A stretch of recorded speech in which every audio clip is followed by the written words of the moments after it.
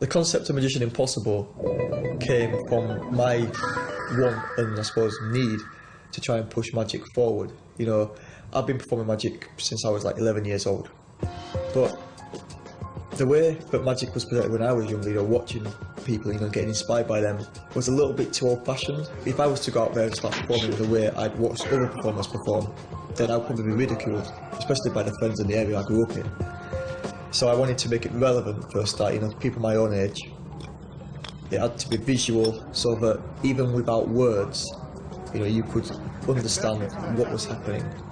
You know, it needed to be, I suppose, magic that you've never seen before.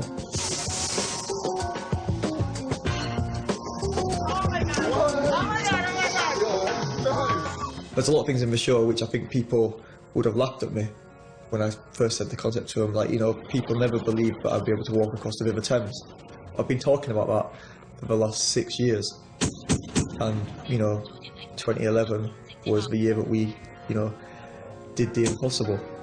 I think the biggest difference between Magician Impossible and any other magic show that's been out there is, first off, we've shown a story in what I do. You know, most of the time you watch a magic show, and there's some amazing shows out there, not taking anything away from them, but I don't feel you really get a sense of who the person is. You know, people want to follow someone or want to, you know, watch somebody who they can relate to. It doesn't matter if I'm performing for a celebrity or if I'm performing for a guy on the street or a little kid.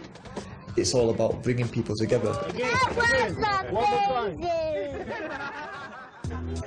How you doing? Good. All right? I'm pretty good. I want to try something. Cool. Just think of a playing card. Yeah.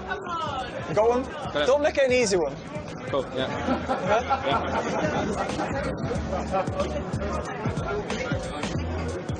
I think I know what it is. I've got a pack of cards. I'm going to make a prediction. I'm going to turn around, turn one card over. Yeah. Hopefully it'll be your card.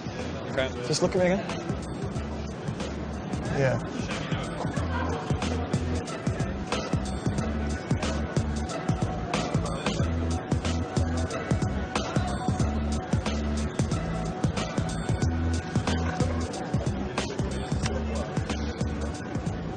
I've made my prediction. I can't change my mind now. The card I turned over is right there. Yeah? Name the card out loud. 3 of hearts.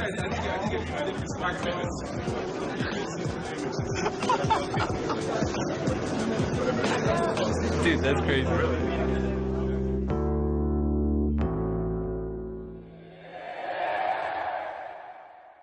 I'm from Bradford, a small town, you know, quite humble beginnings, so I guess you'd say, and I managed to go from council estates to royal estates, and if I can do it, then literally anyone can. Getting Bradford in the show, to me, is very important. You know, I grew up there, and I'm extremely proud of my roots. There's so many people I know, you know, some celebrities, some people who just live in Bradford, who when they get asked where you're from, they say Leeds. You know, and I just think it's, you know, if you can't be proud of where you're from, then there's definitely something wrong, do you know what I mean? If I didn't put Bradford in there, I would be doing a disservice to all the people in Bradford who kind of supported me along the ways before I managed to come to London, before I got to any of these parties, you know, before I got out of the estate, because without them I wouldn't be who I am today. He used to go for different things. They were judo and all this sort of thing, but magic, he stuck to magic. Played piano, we spent pounds and pounds for lessons for him. And then he said he wanted to go on organ, so that. And then we said, look, make your mind up, what do you want to do? So he said, I want to go into magic. So I said, well... I said, right, magic, and that's it, I'll take you tomorrow. You could have told us before we spent all that money. I kind of forget that he's famous, really. You know, people say, oh, I bet you're right proud of him, aren't you? And I'm like, I am proud of him, but he's still my little kid, even though he's, you know, 29 years old nearly. He's still my little kid, and that's just how I see him, really. My name's Johnny Farley. I'm a good friend of Magic Steve's, or Stephen, Magic Steve. Let me start again. I don't know what to call him. I remember one time, first time we went to London, we went to Chili White's, and we got to London on £70 with us both, and we had to get a hotel room for the night.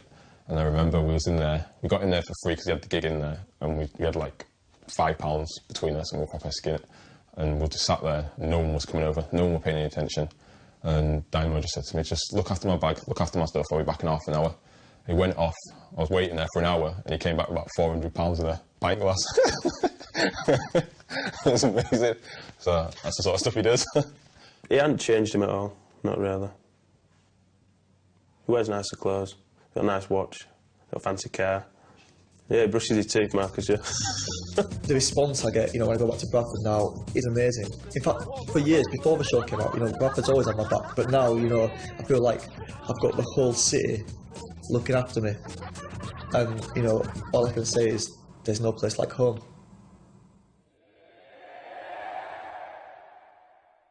I want to take my magic all over the world, which fortunately I get to do that anyway because I get booked, you know, fly out to Abu Dhabi and perform, you know, perform at parties in London, you know, perform at events in the States.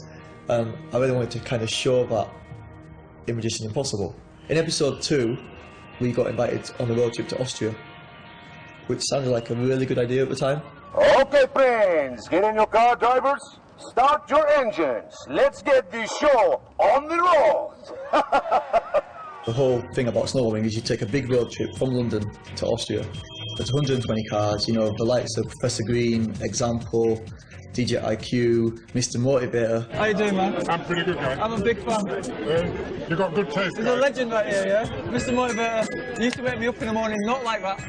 Yeah. I weigh like 8 stone, yeah? It's not a lot.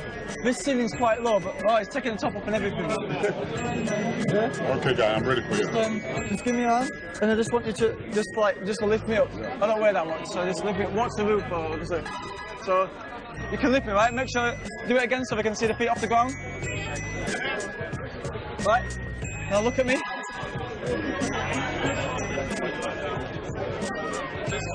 Just lift me again. Ah, good trick. Very good. Let me try something. Money. Money, yeah. Money. Money. Money. So, choose one, 5 or 10. I'm gonna go for the 5. All right, take it. Fold it in half. Yeah, just like that. Yeah. And then again. And fold like this. So we've got the 5 and the 10. Yeah?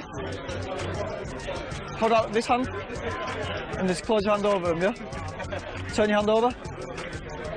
I'm going to reach in and pull one out. So loosen your grip a little bit. I'll just reach in here. So if I take... Yeah. Squeeze tight. So I'll take the 5, yeah? I got the 5, you got the 10. Hold it tight, yeah? Yeah. Watch. 1, 2, 3. Now I've got the 10.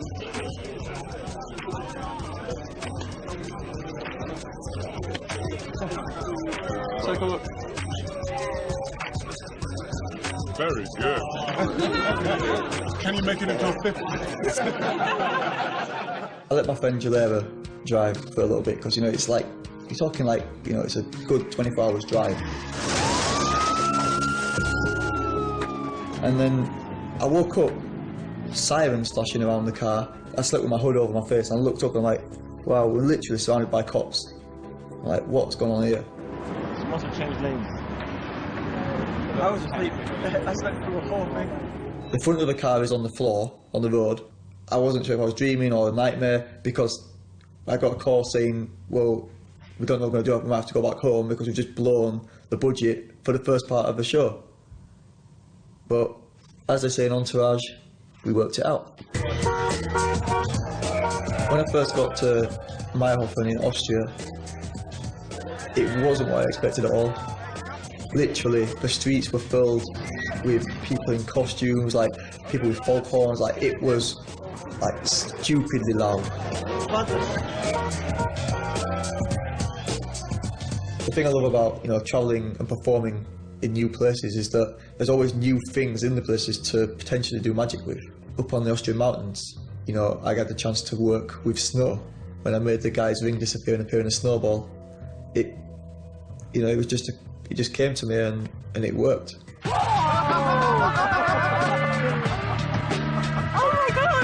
First impression. You didn't play that handball. Problem is, when you start getting people to build snowballs, it's only going to lead to one thing: crazy snowball fights.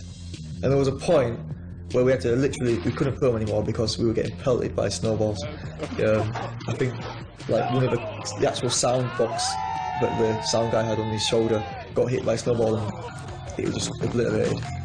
So when we were deciding which places to go and film, I had to say Miami.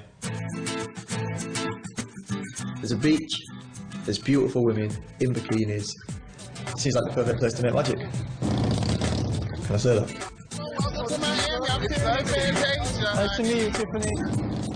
When you've also got, you know, the kind of the smaller side areas like Little Haiti and Little Havana, you know, that kind of really show a different culture out there, you know, and with that, you know, you get so many different types of people. So it's literally, you know, every bit of Miami is different.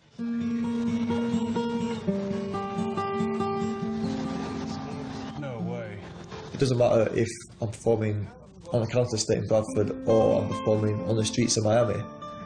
The way it brings people together, it kind of shows you that it's totally universal. It's the one art form that really can bring people together. So what up? It's Dynamo, and we're on top of the Beacon Hotel here in beautiful Miami. I've been joined by the man, Reggie. What up? And you've got your peoples down as well, you know, right? I got some sexiness with me. You know, we wanted to just see if it was really real.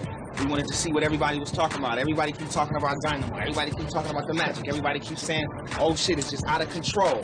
So we want to witness it live in person. We're going to do that right now. You know what I mean? Whether you're famous, whether you're just a kid in the street, whether, you know, you're watching it on TV or up close and personal, everyone tends to have the same reaction.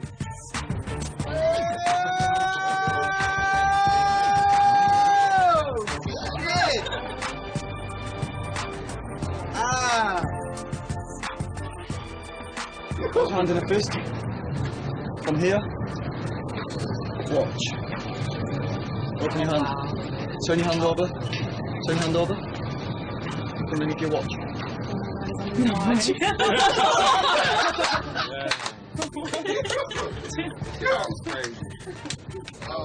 There's so many parties and good places to go and film.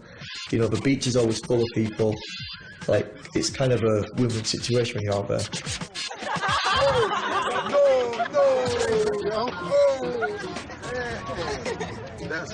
That's nice. That's deep, man. That's deep. Very good, very nice. Let me try this. These cards are all different, right? Yeah? Happy with that? 2 of clubs. Hold your hand out, please. I'll take the 2 of clubs, I'll place it there, just put your hand on top so it doesn't blow away. Yeah? Put your hand on top as well. Put your hand on the bottom. There's no way I can get that 2 of clubs now, is there? I'll take the next card, the 3 of diamonds. So 3 of diamonds, 2 of clubs. Everyone can see that? Yeah? On 3, watch. 1, 2, 3. Now I've got the 2 of clubs. Take a look.